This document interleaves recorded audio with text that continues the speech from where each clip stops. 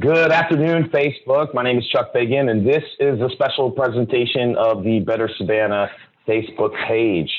This afternoon, we'll be doing some candidate interviews with two candidates running for the Chatham County Commission, Ms. Angela Washington in the 5th District and Mr. Tony Riley in the 2nd District. Better Savannah is Chatham County area's leading independent expenditure committee focused on progressive public policy outcomes here at the local level. Today, we'll be having an in-depth conversation about various issues, including the current pandemic crisis of COVID-19.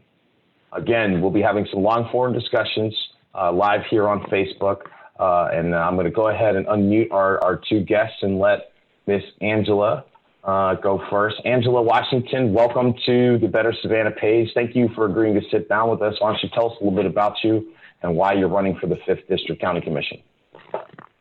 Thank you, Chuck. My name is Angela Washington, and I am a candidate for 5th District County Commission. Let me give a little background about me. I have lived in Savannah for the past 28 years. I moved here from Pennsylvania. I was married. I came down here, I got married, my husband passed, and everybody thought I'd go back to Pennsylvania, but I stayed because I love it here. I have a small business. I own a printing company that I've owned for 24 years. I've worked with many organizations, individuals, churches throughout Chatham and Liberty counties. So I know how to work with budgets. I know how to make ends meet. I know how to go and get additional revenue sources when times are tough. So I know a little bit about how to make things work and how to make things run. My platform for this district is one of the things I'd like to do is bring some much needed resources to this district. We are the only district in Chatham County without a library. We are one of 2 districts without a police station or a substation, a precinct or a substation. We only have 2 county provided parks throughout this district. We have needs in this district for our residents.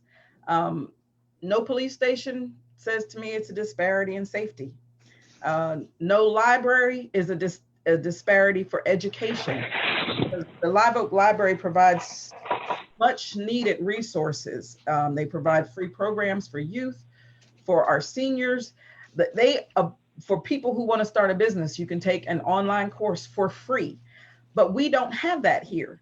And it kind of bothers me because there has been SPLOST money available for these things, and we have not had a commissioner who has been advocating for us. So my main job will be to advocate for the citizens of the 5th District. We also have problems still with drainage in this district, with flooding. So there are some issues going on that need to be addressed within the district. Countywide, I would like to see, when we as a county award contracts, especially those over $1 million, we have to somehow ensure that they are going to employ people from here, because our county dollars go right back out the county. We see a lot of building that's going on. We see a lot of progress that seems to be made, but yet our residents are still suffering, and they don't see any progress in their pocketbooks. There's a lot. And we're going to get to some of those issues. We're going to get to some of those issues here, issue by issue, including SPLOST that you mentioned. And thank you for that introduction, Angela. Tony, welcome to the Better Savannah Candidate Interviews series here. You're running for the 2nd District County Commission. Take a few minutes here and introduce yourself to our audience, why you decided to run for County Commission this year, and a little bit about your platform. Well, good afternoon, folks, and thank you so much for having me, Mr. Chuck. And thank you, Savannah, for watching and for being a part and for listening to Better Savannah. I think this is a great platform. It's a very informative platform for what I've ascertained so far from reviewing some of the past interviews and some of the things that they're doing in the community. I'm Tony Riley, the 2nd District candidate for the greater 2nd District County Commission seat, which is now being vacated by Mr. James Holmes, who have served this community well for the past 16 years. I'm a native Savannian. I have been involved in Savannah politics and Savannah issues for all of my life. I'm a political science student from Savannah State University. well, it was Savannah State College. So I have had my hand on the pulse of politics, community issues, and service all of my life. As a matter of fact, when I was younger, I offered myself for a couple of political positions in Savannah. At that time, they weren't ready for Tony Riley, and I think now the time has finally come. Usually we try to elect younger people. That's what we wanted to do then. Sometimes it takes a long time to come around. So now it's come back around, and here I am now making this run, making this call to the community so that I can kind of help initiate, along with other commissioners that are going to be on this commission, to get some things done. Now, the second district is a unique district. We have a library, the main library, we have a hospital, we have part of SCAD College, we have several community centers, we have several emergency medical places, we have the police, brand new police precinct is located in the second district. So we have a lot going on. We have low income communities, we have medium income communities, and we have high income communities. So there is a wide variety of citizens who live here. And as such, there's a wide variety of issues and concerns and needs of these people that live here. I didn't mention that we have shopping centers here. We have 2 grocery stores in our community. So we're really not barren. But the thing is that there's a lot of gentrification going on. So you have a lot of communities that are changing. You have a lot of people who have lived in the second district for 50, 60 years. We have new people coming in, buying homes next door to them, increasing the property value. But thanks God, there is a safety net there that the property value won't go on the people that are there, but it offers them opportunity and incentive to improve their life and their lifestyle and the quality of life that they're living.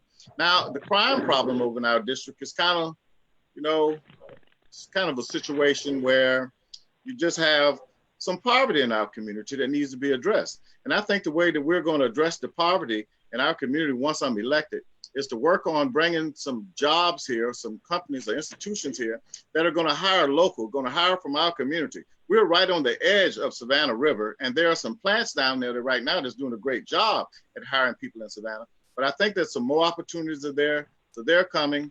So when I'm elected to the county commission, I want to ask God, first of all, to give me the wisdom to lead and to give me the wisdom to cooperate with the other commissioners, and then to give us, as the scripture says, that, the Lord picks the leaders and then he give us the wisdom to guide and to govern them. So that's what I'm going to be looking for. Input from the citizens, input from the big institutions are here. What do they want? What do they need from the community? What do they need from the residents? And see if we can't work together to make Savannah, Chatham County at large, a better place to live. A lot of folks are coming here right now. We're growing by leaps and bounds as far as, the unincorporated areas out, Pooler area, Bloomingdale, Port Wentworth. A lot of people are coming over out at Pooler Parkway is really building up. So it's going to take a commissioner who is willing to say, well, it's just not about the second district. It's about the unincorporated areas. It's about Bloomingdale. It's about Poole. It's about Port Wentworth. It's about Tybee. It's about Thunderbolt. So we're all in this basket together, and so we're all going to work together. Now, my platform, I guess we'll talk about it a little bit more, Chuck, but one of the things that I have written down here is the revitalization of Waters Avenue. Yeah. I remember Waters Avenue. And we can get in, and I think we will get into that when we talk about SPLOST here, and I really do appreciate your introduction here. Let's go ahead and get into the questions, and you'll have plenty of opportunity to be able to address Waters Avenue. As a second district resident myself, I'm very interested to hear your thoughts about it. But let's go ahead and start the questions. Angela, the question we were discussing just before we started the live broadcast, I want to go ahead and start there. Over the last 8 years, we have had the end of a 40-year career of a local politician and Chairman Al Scott, and specifically over the last 4 to 8 weeks, many in the community have questioned his leadership, especially when you compare it to, say, the city of Savannah's Mayor Van Johnson, who seemed to act pretty quickly in response to the virus, certainly compared to the governor or the chairman. What are you looking for in a chairman to work with if you win this seat in the 5th district? Who are you looking, or what are you looking forward to working with? I'm looking for a chairman who's interested in serving the needs of the people of Chatham County, because there's a lot of needs that are being going unmet. As far as leadership, I have been I don't even need to go back 8 years or 4 years, just the past couple of months through this pandemic. The leadership of the county chair has been horrible. When you get into unincorporated Chatham County, where I live, Pooler has a mayor, Port Wentworth, Garden City, Savannah, they have mayors. So there's another person in leadership who can encourage them, give them direction, let them know, what's going on.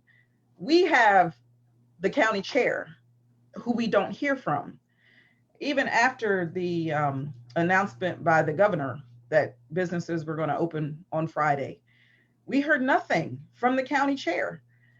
And I know there's plenty of nail salons, hair salons, and barbershops in unincorporated Chatham County.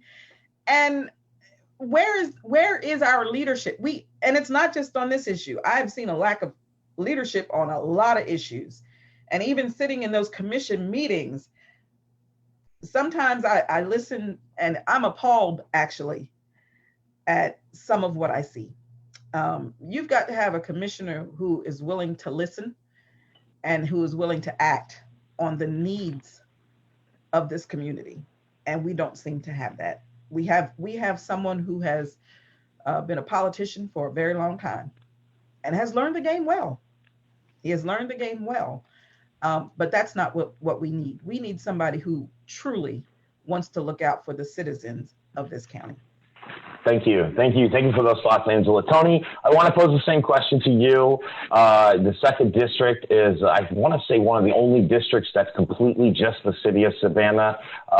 The county's leadership has been questioned for several years. What are your thoughts on what the county's role in the last 8 weeks has been, and going back for the last decade or so in its leadership or lack thereof? Well, Chuck, as far as the county leadership, and I know y'all want to talk about the chairman of the county commission and whole part, but I look at it this way. We have a city, we have cities, and we have city council members, and we have a mayor, and we have a Chatham County Commission, and we have 8 commissioners, and we have a chairman. Now, my take on the leadership or the job that the present County Commission has done in the past 8 years, I'll give them an A.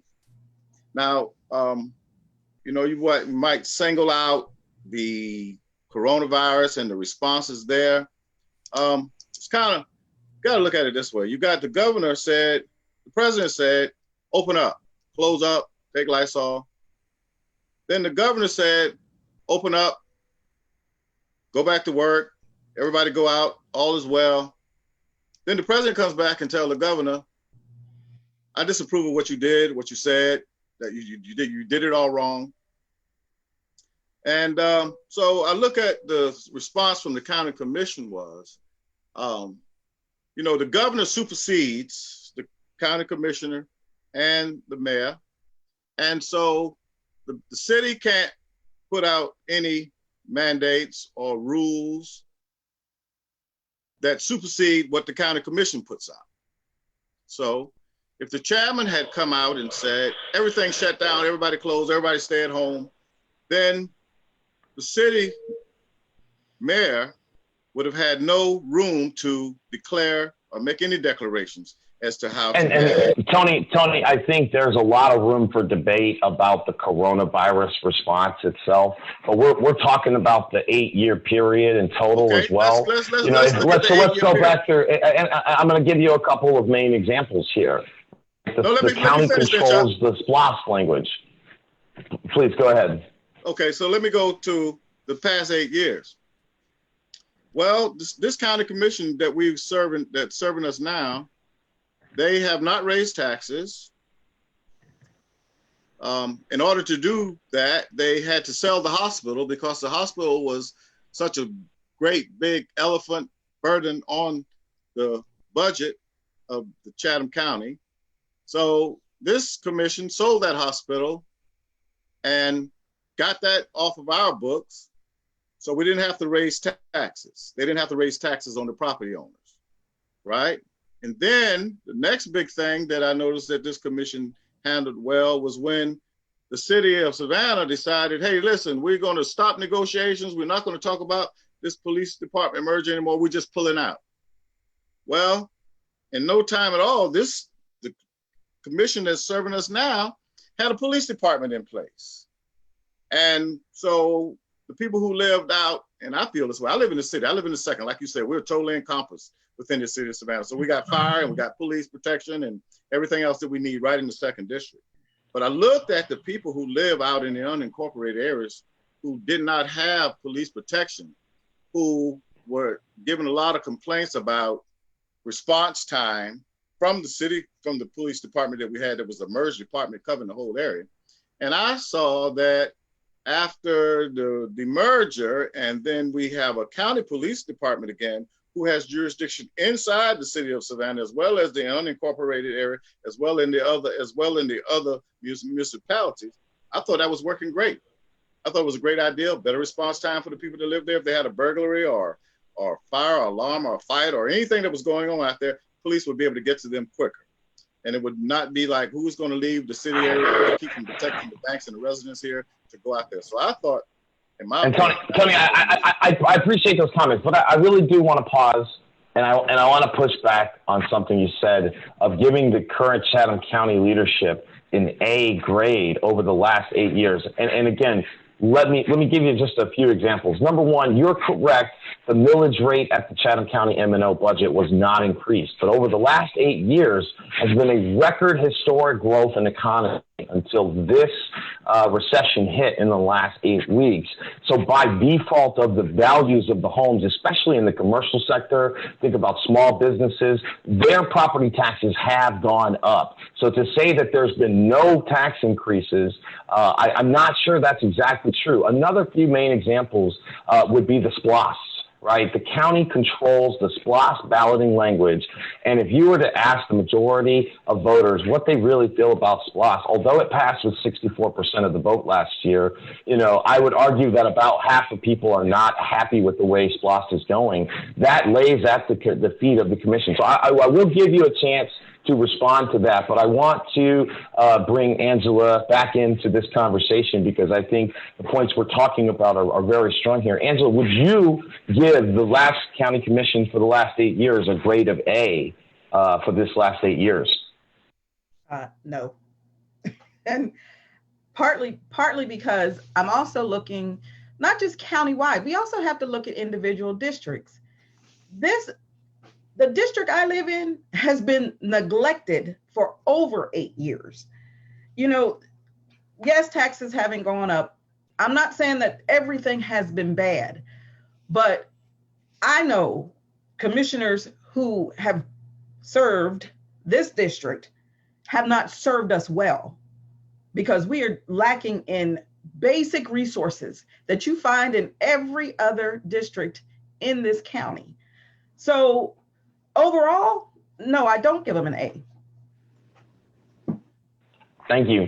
Tony, I'm going to bring this next question to you. And again, you can expound on any of the thoughts we've started talking about so far, but I want to direct this question to you first. Because of the coronavirus panic, the COVID-19 pandemic, we're very likely to have shortfalls in revenues, specifically in fiscal years 2021 and 2022, as you'll be taking office if you win this seat. How would you balance the budget? Are you in favor of looking to cut services first? And if so, what are non-essential services? If not, where are you going to increase revenues from? Let's start there. Well, Chuck, that's a kind of a good question, but that's a hard question to answer because we don't really know what we're going to lose and what we're going to gain and what we're going to be able to cut off. Now, when you start talking about what essential services, if I could use Ms. Washington, for example, right now, Mrs. Washington lives in the unincorporated area. And I grew up in Savannah, Chatham County all my life. So I used to live in the county before they annexed Liberty City, right? So the only thing we got from the county was they came to scrape our dirt streets the day before it rained. And then we had to pay for trash service. So we thought, heck, what are we getting for our taxes? At least my parents did. I was a boy. Well, what were we getting? So now in the county, in the unincorporated areas, people do feel like, well, what are we not getting? So if we start cutting off, probably folks going to say, well, it's the unincorporated Chatham County that's going to suffer the most. And that's going to be like Solomon, King Solomon, when the two women came to him and one baby, the baby had died, and they wanted to decide who's going to get the baby. And Solomon said, I tell you what, we'll cut the baby in half and we'll give each one of you a part of the baby. And the mother of the child said, no, give the baby to that woman because I don't want the child to die. So we're going to be in a situation kind of similar to that. And it's just going to be one of those things that when we come to it, we'll get to it and we'll understand. But right now, I just don't know what to tell you as to what services we'll cut off, because we're going to have to look at it. And that's going to be a very tedious process, like a brain surgery, going through the budget, going to the needs of the people. And I hear you keep saying what the people want. We're going to have to go to the citizens and ask the citizens, what do you think that you can do without to help us make this sacrifice to get our economy going again, to keep our county government running fiscally sound without having to tell somebody who works in picking up trash that we're going to cut out trash service and call Superior or Waste Management and say, hey, do you want to contract to pick up these people's trash because the county can no longer afford to pay for it? Or if we're going to have to get somebody to go out and contract out scraping the streets so that they can have roads to drive on that's not full of potholes or sliding off in a ditch and so forth. So that could go on and on and on till we get to the thing to really where the rubber meets the road. So that's just a big one, Chuck. I'm sorry, that's a big one. Thank you. Thank you. You know, I think, you know, I hear from a lot of candidates that we gotta hear from the voters, and I think that's always a good thing to be looking for. I'm going to bring this question to you, Angela. Half the county's voters spoke less than 7 months ago in the elections in Savannah. These were elections that were of historic nature, with only one incumbent returning who was unopposed, with 7 new faces on the city council. What does that historic election tell you about where the voters are looking for? And remember, you know, your district has half about in the city limits and half in the unincorporated. And again, we'll come back to you in a second, Tony, with your thoughts on that question as well. But Angela, why don't you take that right now?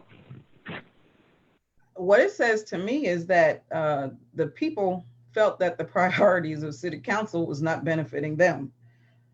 It was benefiting big business. It was bringing hotels here with more low wage paying jobs, but it wasn't being a benefit to the citizens of Savannah. When needs of communities are not being met, one of the great things about our democracy is every 4 years we get to vote. And I would say the people of the city of Savannah spoke loudly.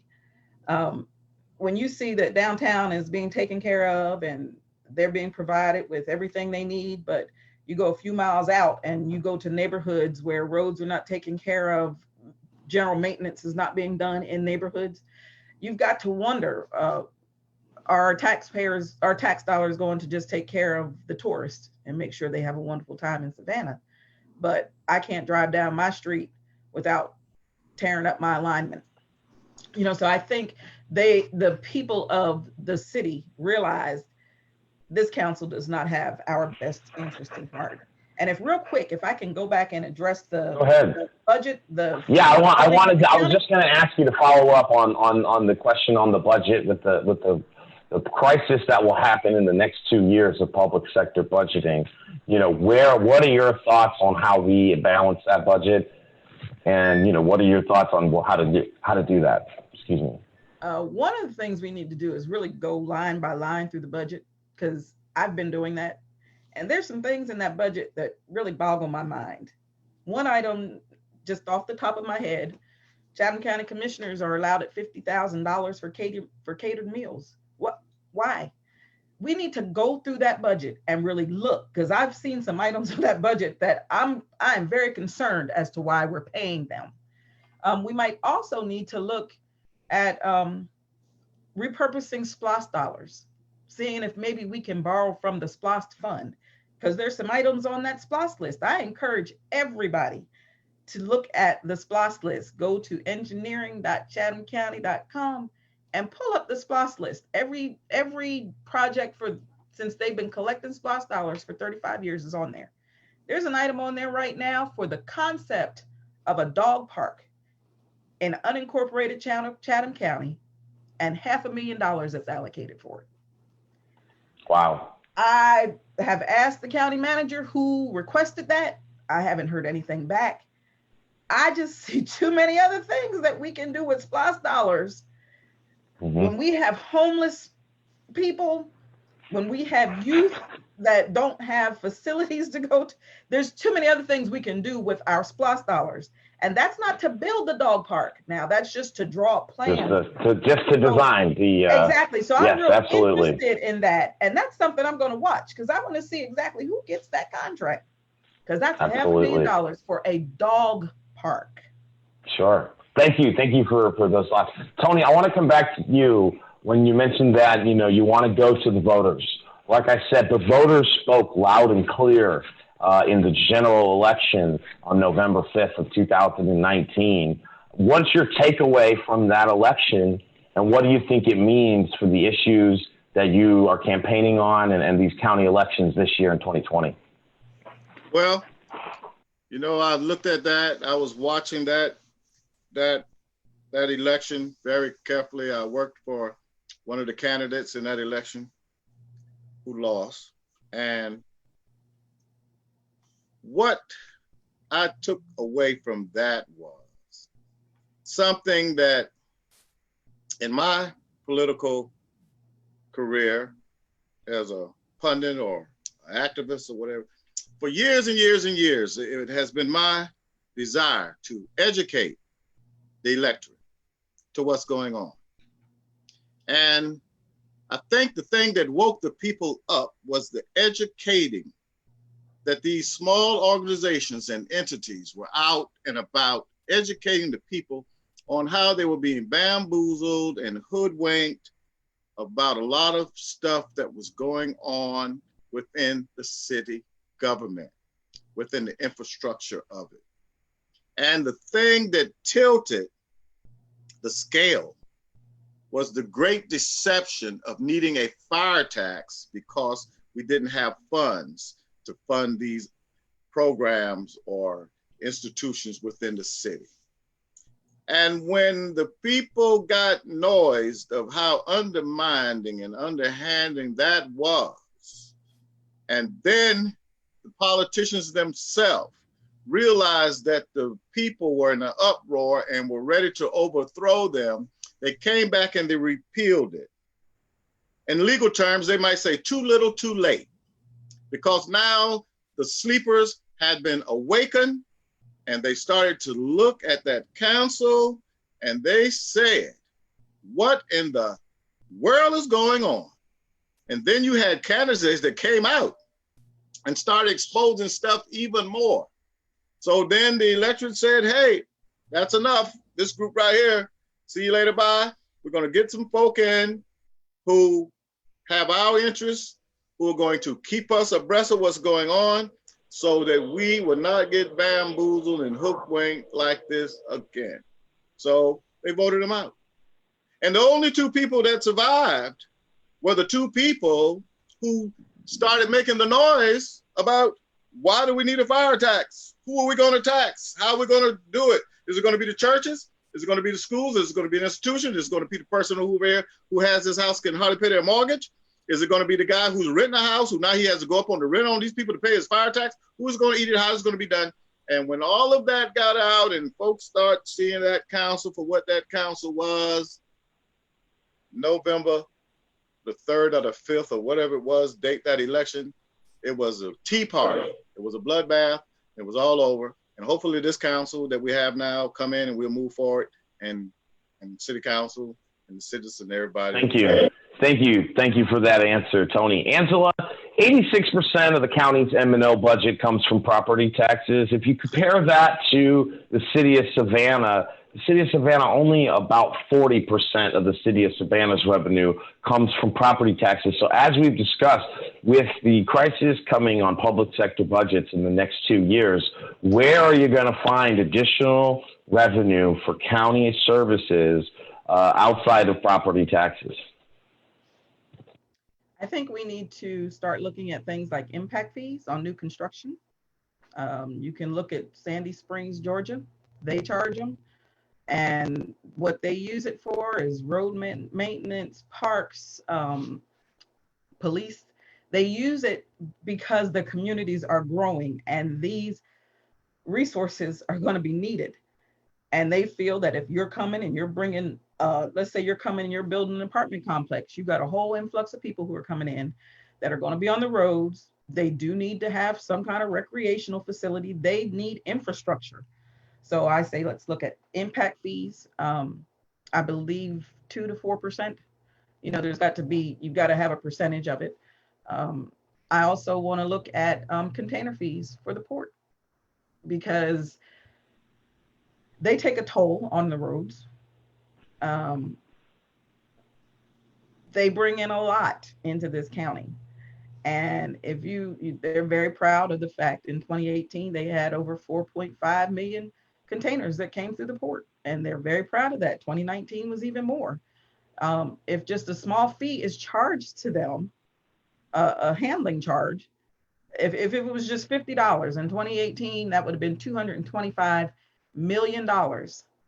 And I think we could find quite a bit to do with $225 million. But you've got to start, we've got to find additional revenue sources because our tourism tax dollars is going to be limited over the next couple of years. So we've got in order to keep everything running and still provide services for our residents. You know, we don't want to cut services. We don't want to raise taxes. But if we're not going to do that, we have to figure out where this money is going to come from. Thank you. Thank you very much for that response, Angela. Tony, we're going to come back to the port at a later question. I want to go specifically with the first idea that Angela brought up there, and that's impact fees. Since 1990, many counties and cities have implemented impact fees on new construction. For a little bit of background here, Chatham County issued 2,000 building permits in 2019. If you consider an average project of 3,000 square feet, that would have yielded 6 million in square feet for the year that was permitted. You know, just an average of $2.75 per square foot would have netted the county $16.5 million in revenue. Will you support something like impact fees in the unincorporated Chatham County area to defray the costs of capital projects needed for the growth of those areas? No, I wouldn't object. I would, you know, it would have to be the consensus of the entire commission. But let me say this about that and impact fees. Most of the construction that's going on is going on within the city limits of Savannah, right? And the city of Savannah are giving folks these tax credits or inventory credits. You don't have to pay on your inventory. You don't have to pay this taxes for 10 years if you come here and if you build. So there goes the impact fee as far as the city is concerned. Right now, the county is spending, I forgot, maybe $15 million out on Little Neck Road to build that Ceda industrial plant that's going to bring in a lot of jobs, a lot of companies that are going to come here. Now, if we can start with those new people that are coming, those new companies that want to come here because the access to our port, I-95 and I-16 for these trucks to get in and out to bring what they need and in the airport as well. I think it'll be a good idea if we start talking to them about an impact fee or some kind of way to get them to pay some money to come here to enjoy our port, because it'll be a long road to hoe. That's what my grandma and them said, to get the state legislators to, because we have no jurisdiction over the ports, to say we're going to get a container fee. So we'd have to get the legislators and all to say we're going to change the law to require them to pay Chatham County some impact fees. And Tony, I can appreciate that is the current legal state of a reality. But as we were talking this morning with a few other candidates, nothing is impossible if you have the will to do it, right? That's what I said. That's why I said we have to talk to the legislators. But not even that, actually. The roads that lead in and out of the port are county roads. You can put toll roads up and on every major artery going to that port. If they do not want to negotiate in good faith, it's time that the county not be a full partner to that institution that is not caring about the community. No, Chuck, I think there's a little gray area in there. The only way is my understanding, because we used to have a toll on the Talmadge Bridge, right? And That's the correct. way tolls work is you could levy a toll on a road to pay for the construction of the road. Once the construction cost is recouped, then you're supposed to take the toll off of the road. But you can't, Savannah or Chatham County cannot put a toll on a road that's owned by the state or that the federal government has funded. So, and I think now we can fact check and so forth, but I think that Highway 25, which is 17 North A or whatever it is, that's a state highway. Then you have Highway 80, and Bay Street is Highway 21, and I-16 and I-95. So I don't think, now you could fact check behind me, we could check each other, you could get together after this is over and we'll research it and look at it. But I just don't think it's legal. I think we should. I think we've had the same county attorney for 20 years. Mm-hmm. I think new attorneys might have a different answer for us, right, as things change over the years, right? A lot of changes. You've been a big proponent of what's called pilot programs. You've brought that up a lot in terms of your campaign. How are you going to get institutions like the Port or Savannah College of Art and Design to enter into pilot agreements without having more leverage, like a fire tax? Well, you don't do a fire tax on them. You do what you do. Well, you do a fire tax on them, perhaps, because right now they are enjoying police protection and fire protection, and they're not paying for it. Who does that? Get something for nothing? Who does that? Everybody say you get nothing. You don't get nothing. Is free. But you have these institutions, including Savannah State and Armstrong, Georgia Southern. We're just not going to single out SCAD, but SCAD is right in the city. Want to cut a deal with the city right now to buy the old police headquarters at Habersham and Oberthal and the lot next door. And so they say, okay, we'll buy that from you and we'll build you another jail somewhere. Well, y'all could do all that and pay all that money. You're going to pay us money to buy the building. You're going to pay us money. You're going to pay the money to build another building. That's a lot of money that SCAD is willing to spend to get what they want here. But what are you going to give back, SCAD? What are you going to give back, Savannah State? What are you going to give back, Armstrong, for what we're giving you now? We're giving you some stuff now that you're not giving us anything for. And then you buy these buildings and you're not paying any taxes, or you buy them and you hold them, you don't do anything. There's a schoolhouse in the 2nd District, a former property of the school board at 38th and Montgomery that used to belong to the board, but the church bought it, and then SCAD bought it. Yes. The building is sitting up there nailed up and propped up. No taxes. The school had to pay taxes on it. I mean, the church probably was paying taxes. And it's been sitting for something like 3 or 4 years. That's a very good example. It's been sitting, and it's not generating anything. It's not beautifying the community. It's not doing anything. It's not bringing any economic impact over to that neighborhood, and they're not paying taxes, and it's sitting there. And so we're going to thank you for those answers. Angela, I want to ask you the next question. The county commission makes many appointments to various boards and authorities. Perhaps one of the most important ones is the Savannah Economic Development Authority, otherwise known as Ceda. Ceda puts together deals that attract new businesses to our county, and these deals are very generous in terms of the property tax abatements. Ceda makes these deals on behalf of the county commission and the city council and the school board, but Ceda has never required an independent audit of the promised number of jobs nor the actual salaries of those jobs. Would you be willing to amend the county ordinance that establishes the interagency powers between Chatham County and Ceda to require an annual independent audit of all Ceda contracts for jobs and salaries created? Absolutely. How else would we know if Ceda is doing what Ceda is supposed to be doing? Transparency is such an issue when it comes to politics, because there's a whole lot of stuff done and nobody knows how it gets done. And if it's not an independent audit, that's like asking the police to investigate themselves, because we know what the outcome is going to be. So yes, they need to be, because if they're not serving the purpose that they're appointed to do, we need to take a look at Ceda, and we need to take a look at the people who we're appointing there.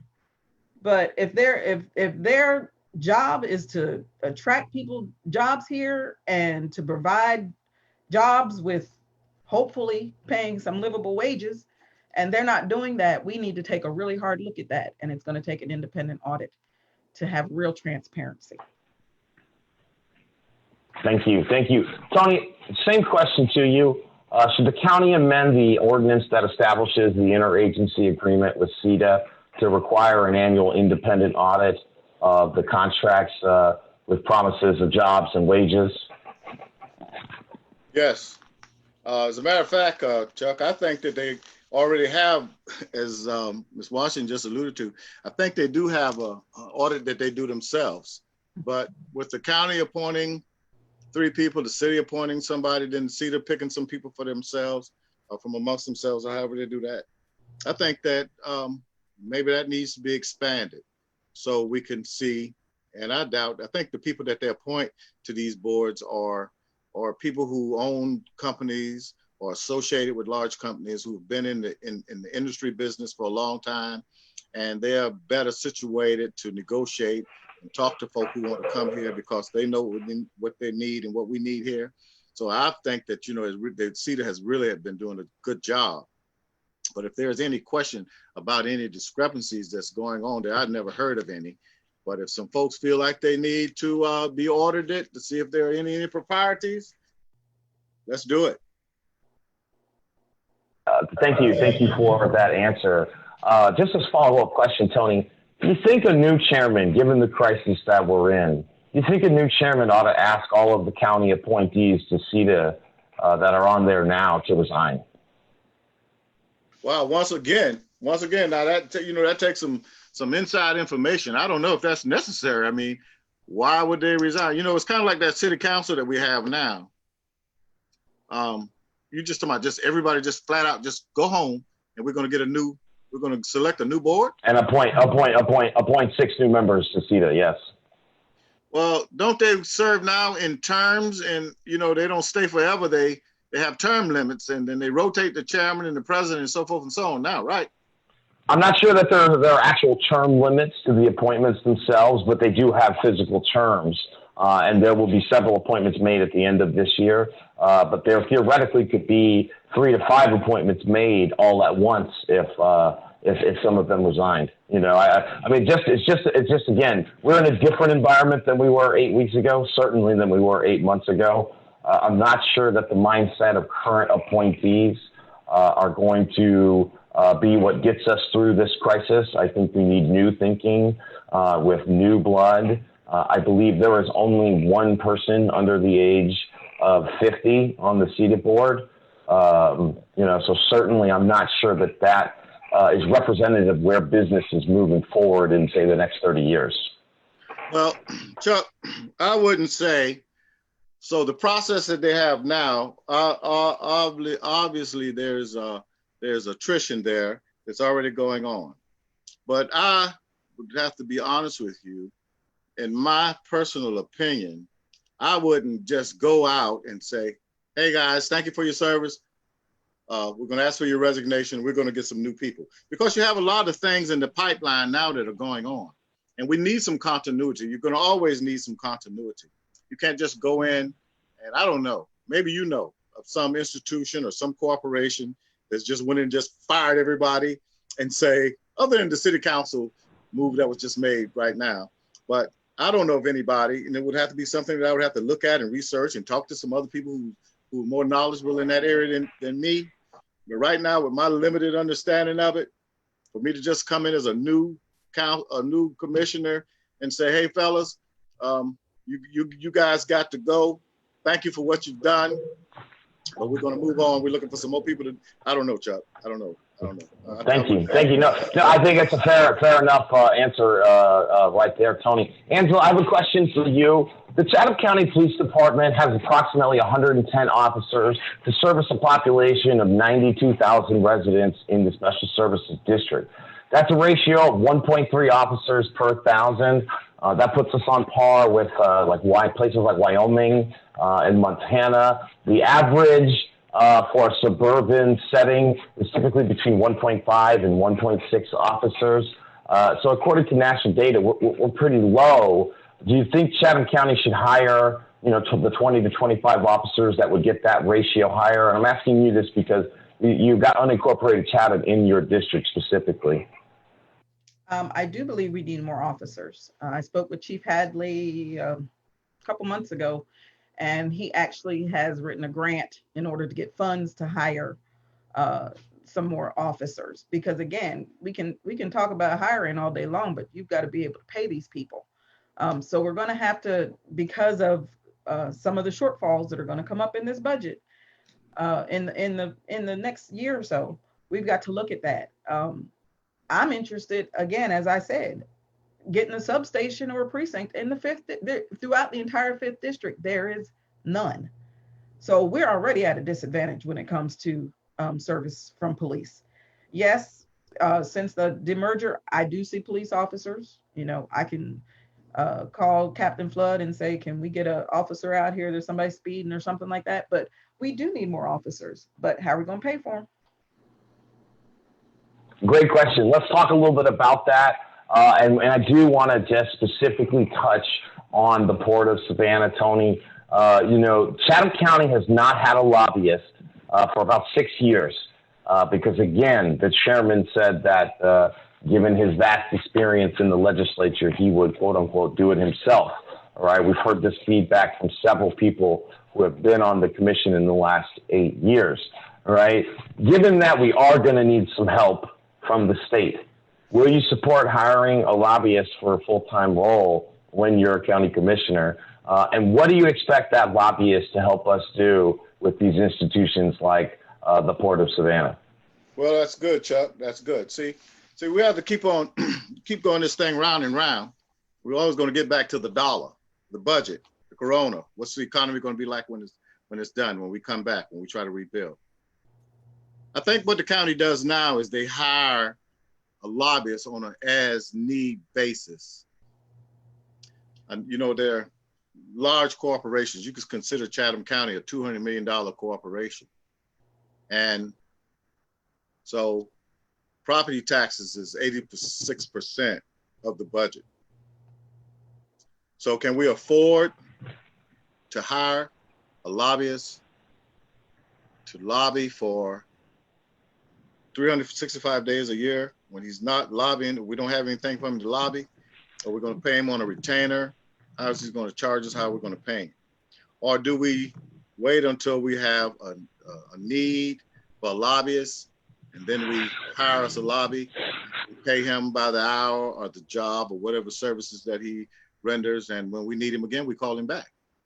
But just to put a lobbyist on the burden on the taxpayers, again, that just doesn't resonate with me now. But once again, once elected and I get a chance to sit at the table with the city, with the county manager and the county attorney and the assistants and whoever else is involved, and say, is it feasible for us to hire a full-time lobbyist?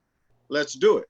But now going back to the port, as I stated before, we have no jurisdiction with the port. So we can't go over there and say, give us $2, $3 a container to come into this port. But now if we get a lobbyist who is an expert from another area, California, Texas, one of these other large ports, and we find out, are y'all profiting anything from this port being here in this city? And how do you do it?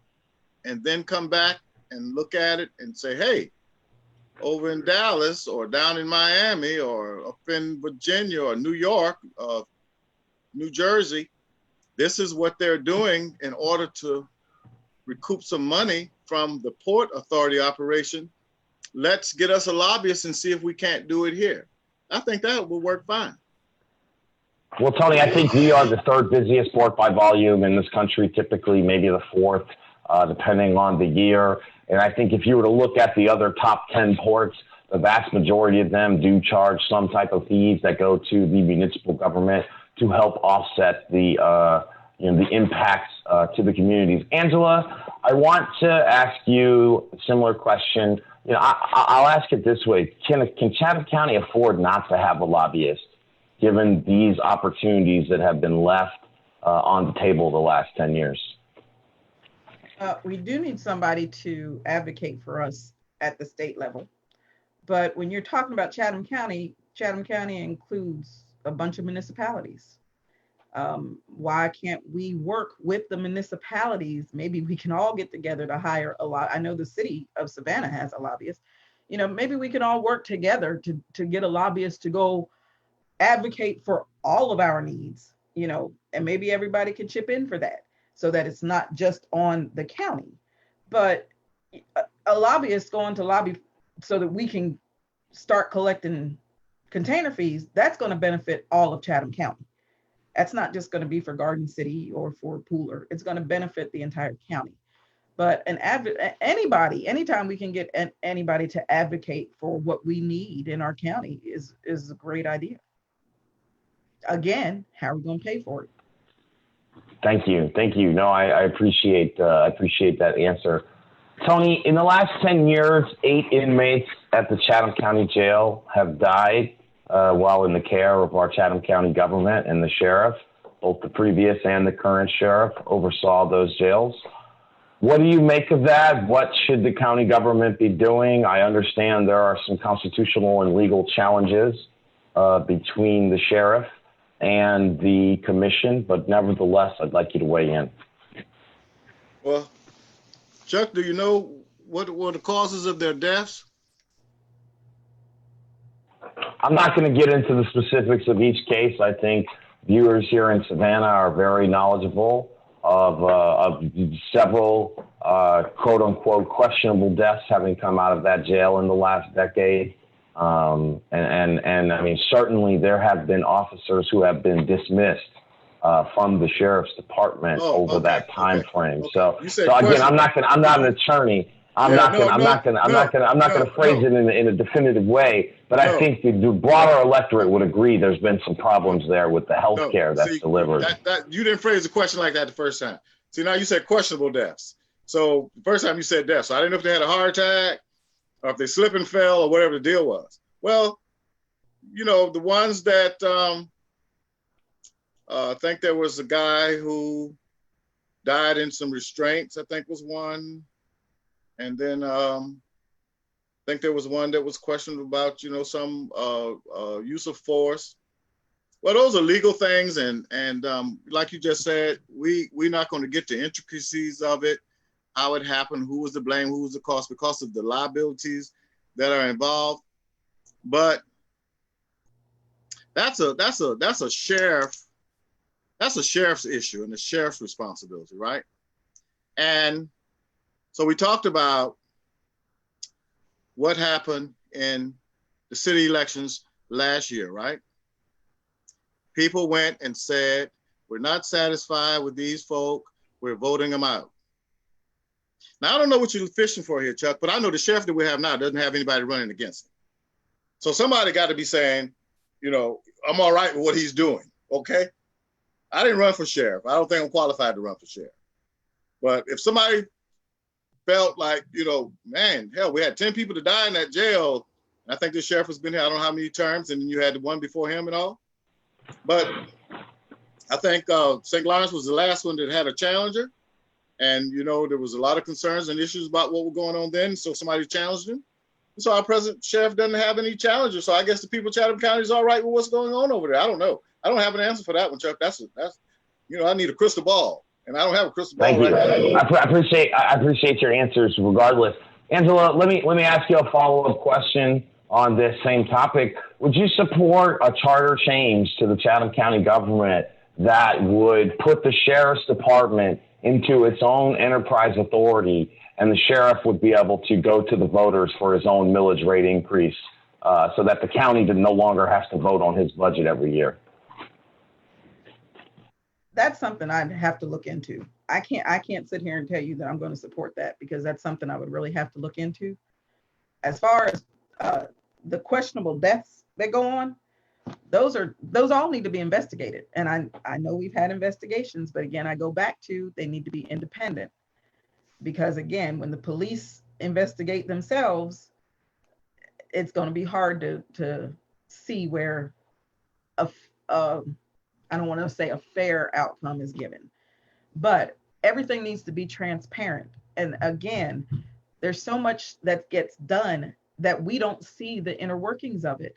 And they just come and present us with what their findings are. So we need to have independent investigations. And then if there is wrongdoing, someone needs to be held accountable for that. We don't hold people accountable for anything. And accountability has to be held to every elected official, whether it be the sheriff, the commissioner, the alderman, whoever is elected. They have to be accountable. So they need to be investigated independently. Thank you for that response.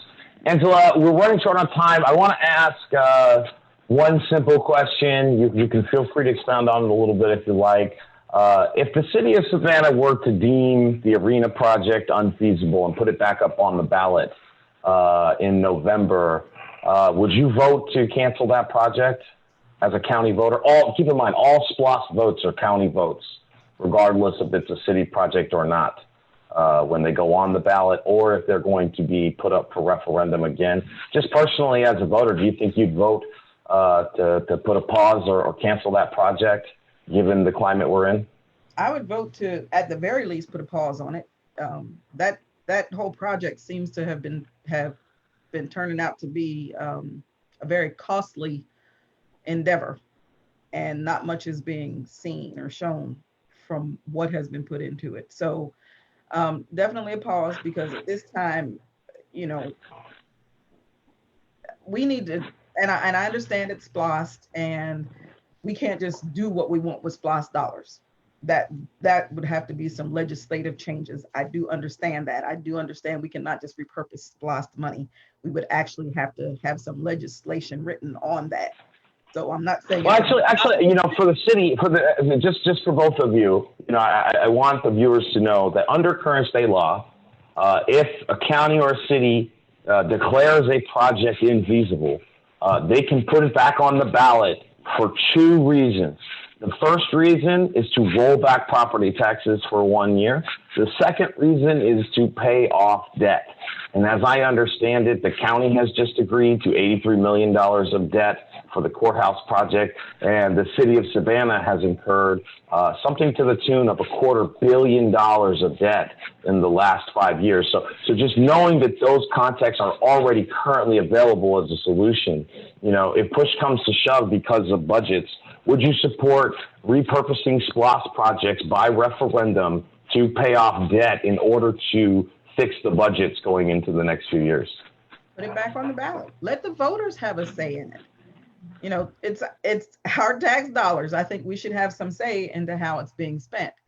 And from what I see, I don't really see too many people who are very excited about that arena project anymore.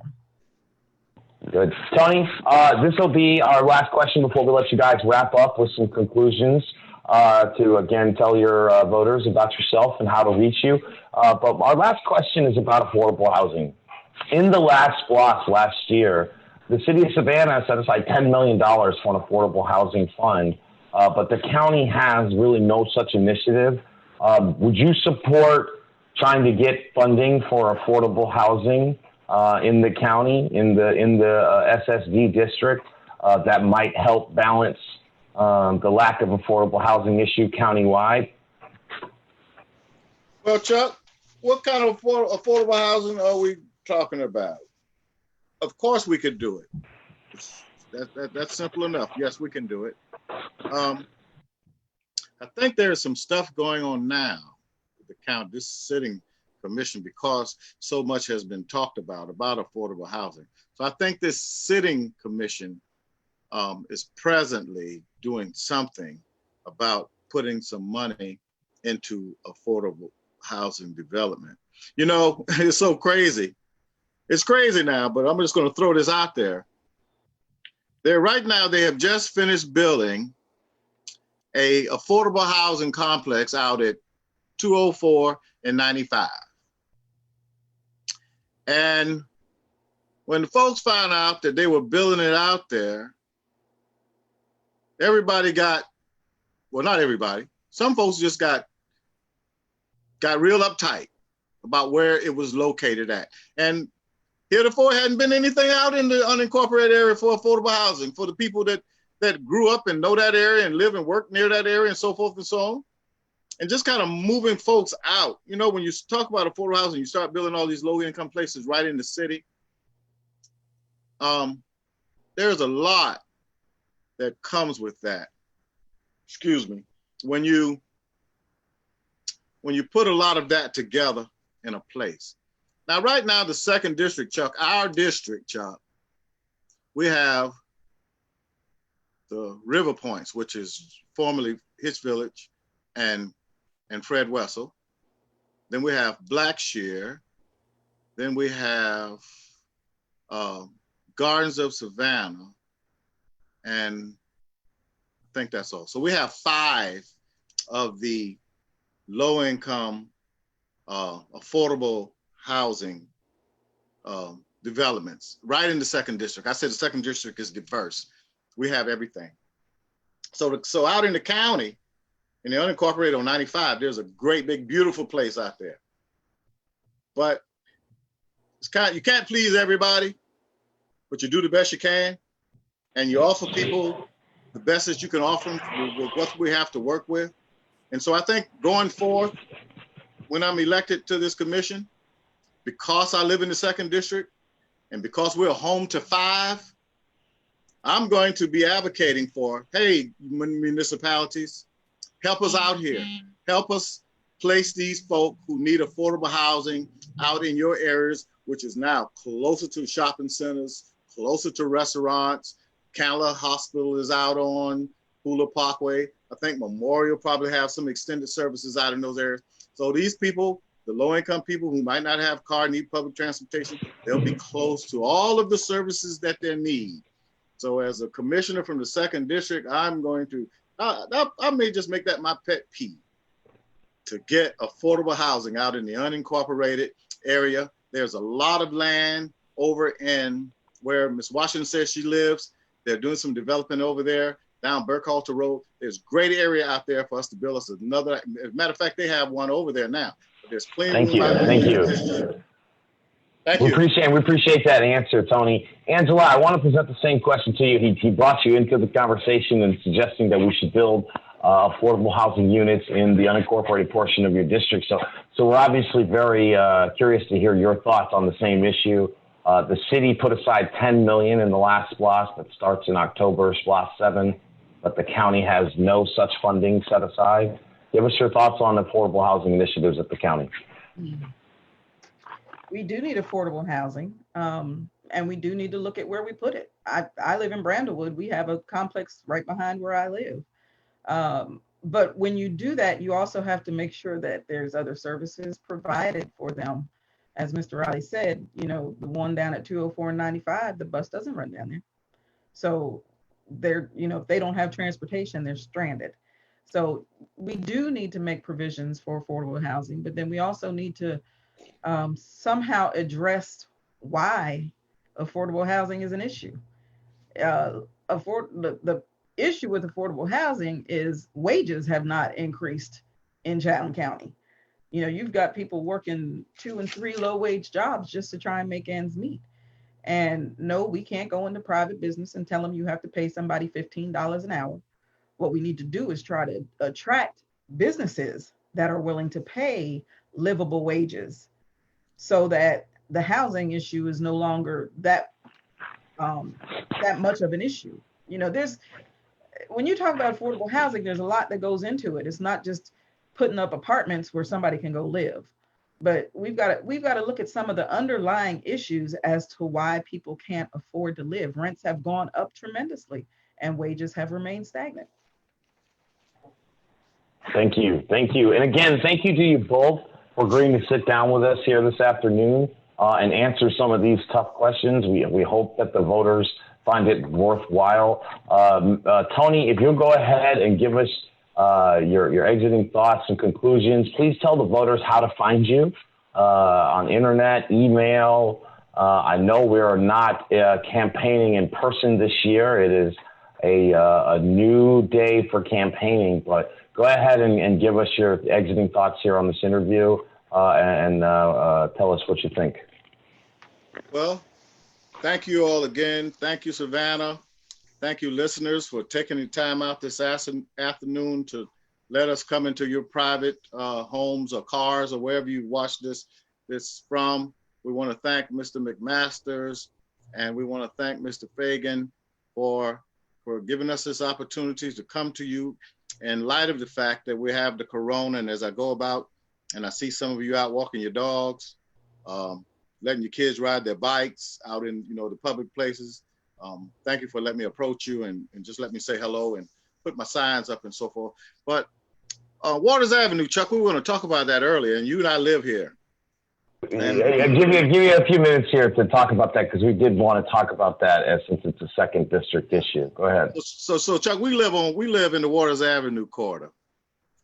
And when I grew up, I used to live on East Anderson, 1411 East Anderson Street, right there in the district. Used to be Stubb Towers across the street, and the Housing Authority building was there. And on Waters Avenue, we had a restaurant at the corner of Anderson and Waters across from the Romaine O'Reilly School. We had Joe Rivers had Mr. Music across the street. There was a shoe shop. There was Russo Fish Market. There was a laundromat and a store at the corner of 32nd. The muffler shop is still across the street. There was B's Bon Ton. There was a pet store at the corner of 35th and Waters. There was a church across the street. There was a car wash. There was a M&M's grocery store. There was another laundromat and a barber shop, a little package store. There was a 7-Eleven Minuteman Market on Waters Avenue. There was Potential People men's clothing store. There was a lawyer's office. There was an insurance company. There was the Best Cleaners. There was Flipper's Shoe Shop. There was a radio station. It was an active corridor. Yes, there was Dr. Jordan's clinic right on Waters Avenue. And all of that stuff and all of those people and all those things are gone. There was the Anderson Pharmacy at the corner of 31st and Waters Avenue. All those things are gone. Now, we put some money in doing some sidewalks on Waters Avenue. We put some lighting in there. And I think we have some kind of tax credit for businesses to come back. But when I get on the commission, I want Waters Avenue to return to its former glory. We like to talk about Montgomery and Martin Luther King and Bull Street and all those things on the west side, and Montgomery Street and Bull Street are both in the second district. But I want Waters Avenue to come back. One time they put some potted plants out there and all in these lights, but we need business. We need groceries. We need a fish market. We need a laundromat. We need all the things that we used to have that the people in the community could come down and patronize these small business owners. So I want to bring that back to Waters Avenue. I want to get down there and I want to fight for it. I want to bring it back. So one of my concerns is the economic development and revitalization of the Waters Avenue business corridor by exploiting the use of tax increment financing, tax dollars generated as directed back to the district for further business development. I want to bring a voice in the decision process and in the distribution of SPLOS. We talked about it so much. When SPLOS first came, we used to have meetings and let the citizens decide what we're going to do with these capital projects. And also something that we didn't talk about, but it's still going on and you never hear about it. Nobody ever calls a meeting. We used to go to the public library on Bull Street to decide, we're getting block grant money, citizens. What are we going to do with the block grant money? Have you heard anybody lately talk about what we're going to do with the block grant money? Seems like these folks are taking this money into their bosoms, taking care of whatever things that they want to take care of. So I want to get back to that. I want to use. I think there's a lot. I think there's a lot of those. I think there's a lot of at the city level that doesn't work at the county. You know, the neighborhood associations seem to be stronger with the city. Those are all really good points. We're overdue on the time we committed with you guys. So if you go ahead and give your closing and tell people how to get in touch with you, Tony, so I can give Angela the same opportunity so we can wrap this broadcast up. Okay, so I'm Tony Riley. I'm your 2nd District candidate for County Commission.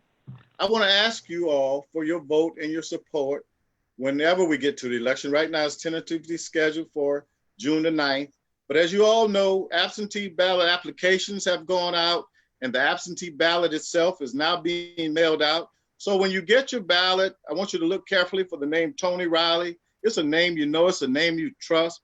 It's a man that you're going to be able to count on, who you're going to be able to call, who you know have a compassion for its seniors, for its youth, for its least and its lost and its left out. I want to work for you. I want to be your servant. I don't want to be somebody who won't take your calls or who won't answer you, who will see you in the grocery store and won't speak, or won't visit you at your churches, won't see you at the hospital, at the funeral home in your weakest hours. I'm the people's candidate. I'm the people's person.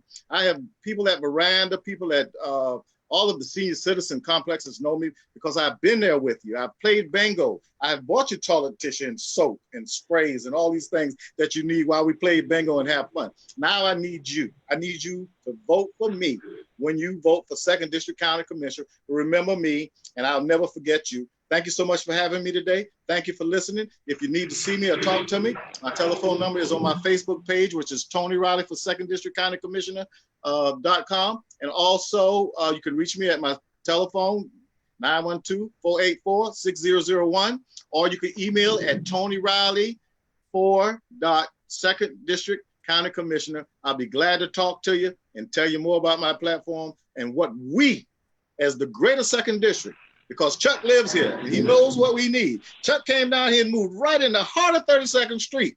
So he's one of us and we're one of him, and we're going to do this together, Chuck. Thank you, man. God bless you. Thank you. Thank you for joining us. Angela, please give us some closing thoughts. Please feel free to take about 3 or 4 or 5 minutes here to respond to anything that you may have wanted to talk about during this interview. And then again, please tell voters how to find you, get in touch with you if they want to learn more about your campaign.